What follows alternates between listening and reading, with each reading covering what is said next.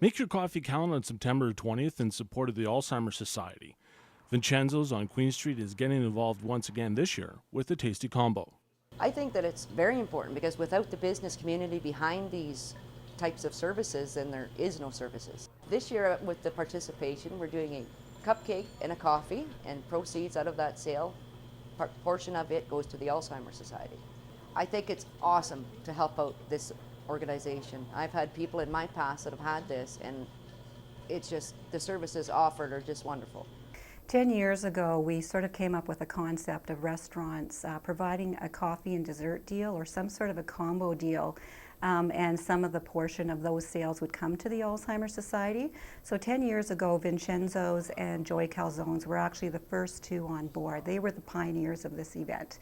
And they're still doing it to this day, and we really appreciate their support. And I know that they would encourage other restaurants to participate. It doesn't have to be coffee and dessert. It could be an entree item or something that they're trying to promote within their business. And we have several other restaurants on board this year. But we're always looking for new participants. It's never too late to host a coffee break. Volunteers are working hard to put together the kits for each host site.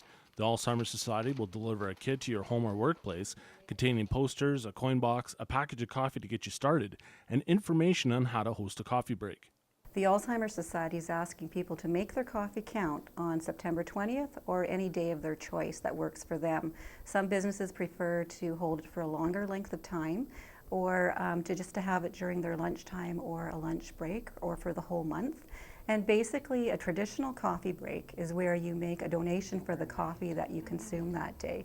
But it has really, really grown the last few years, and people have really gotten creative.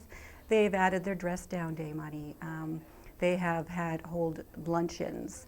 They've added desserts. It's whatever you want to do in support of the Alzheimer's Society, whatever works.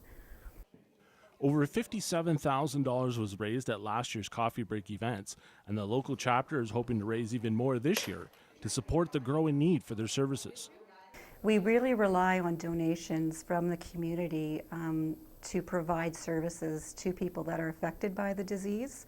1 in 11 people at age 65 will be affected by Alzheimer's disease. When you reach 85, it goes 1 in 2.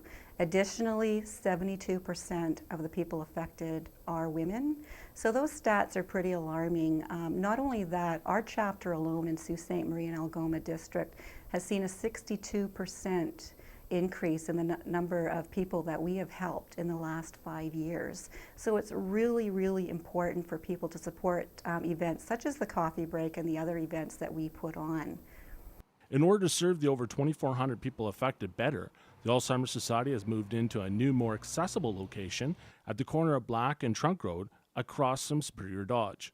We want people to be able to manage the disease and know that there are people that can support them through this journey. For more information, call Bia at the local Alzheimer's Society at 705-942-2195. For Shaw TV, I'm Jonathan Prayard.